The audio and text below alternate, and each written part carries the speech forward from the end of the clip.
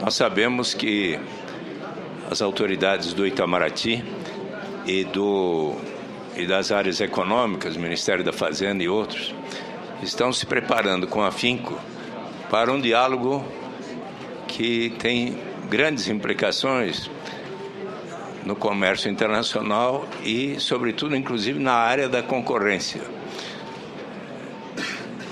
Há diversos segmentos importantes da economia brasileira que têm, por vezes, observado, puxa, nós já exportamos mais para os Estados Unidos.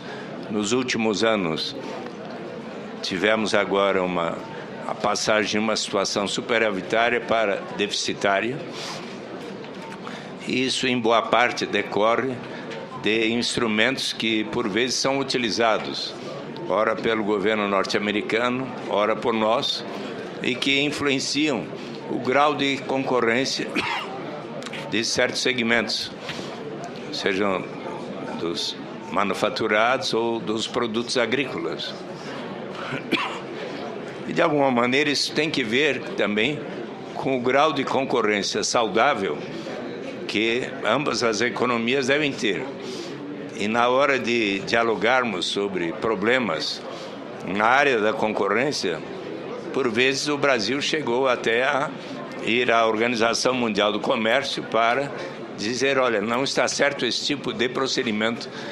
E isso se relaciona também ao grau de concorrência da economia brasileira, que é a área de supervisão e exame dos senhores. Então, eu agradeceria se puder nos dar alguma visão ou até recomendação às autoridades do Itamaraty, da Fazenda e assim por diante, que recomendações teriam para esse importante diálogo e que certamente deverá ser caracterizado pelo espírito de maior cooperação possível para que tenhamos nos Estados Unidos da América um parceiro sempre muito importante na área do comércio. A segunda área de pergunta refere-se ao exame que gostaria que nos fizessem sobre qual é o grau de concorrência existente hoje no sistema financeiro brasileiro. Em que medida nós evoluímos para ter um sistema bastante saudável do ponto de vista da competição, em que pese fusões ou incorporações de enorme significado entre alguns bancos no Brasil. Temos aí o caso Santander Banespa, Itaú Unibanco e assim por diante. Mas temos também uma característica muito especial, que é a presença de grandes e importantes instituições financeiras, como o Banco do Brasil, o BNDES, o Banco do Nordeste do Brasil, o Banco da Amazônia, e tínhamos o Banespa, mas há outros bancos estaduais, alguns dos quais foram adquiridos por outros. A Caixa Econômica Estadual de São Paulo acabou sendo absorvida pelo Banco do Brasil e assim por diante.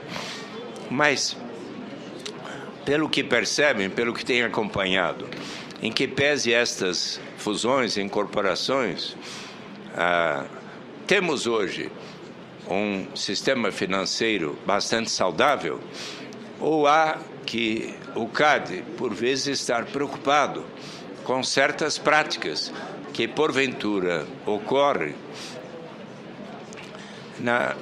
nas áreas, seja da administração do cartão de crédito, seja na forma do crédito, a preocupação com o próprio nível geral de taxa de juros, porque além da definição da taxa Selic, de atribuição do Banco Central, há depois a definição da taxa de juros observada no mercado, que precisa ter a atenção contínua dos membros do CAD. É isso porque é a razão da minha pergunta. E, finalmente, a terceira pergunta, que sempre tem sido uma preocupação nossa na Comissão de Assuntos Econômicos.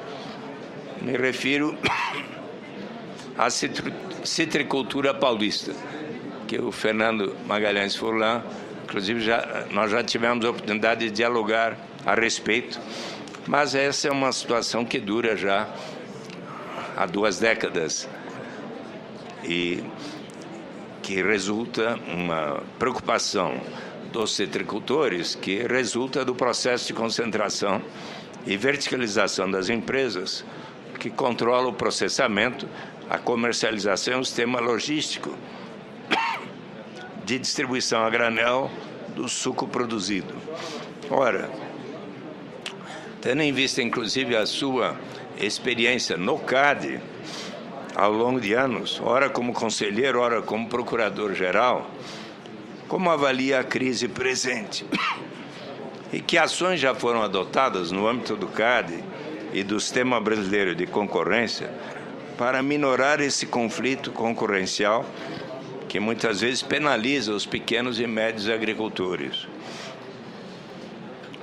O atual estágio de entendimento entre a Associação Brasileira dos Citricultores, a Socitros, a Federação de Agricultura do Estado de São Paulo, FAESP, a Sociedade Rural Brasileira, a Associação Nacional de Exportadores de Sucos Cítricos, entre outros representantes do setor, inclusive do Nordeste brasileiro, há estados com produção importante, como Sergipe e outros, no sentido de se constituir a Câmara de Arbitragem da Citricultura, a Concecitros, com o objetivo de definir as formas de comercialização da laranja e seus derivados, a exemplo do que ocorre com a Consecana no setor de cana-de-açúcar. É este um bom caminho? O CAD poderá contribuir para acelerar os entendimentos no sentido de se constituir de fato essa Câmara de Arbitragem, que vem sendo inclusive estimulado por exemplo, o ex-ministro da Agricultura, Roberto Rodrigues, do primeiro mandato do presidente Lula, muito tem estimulado a organização da Concecitros. Então, agradeceria se puder nos dar a informação, a sua avaliação a respeito. Muito obrigado.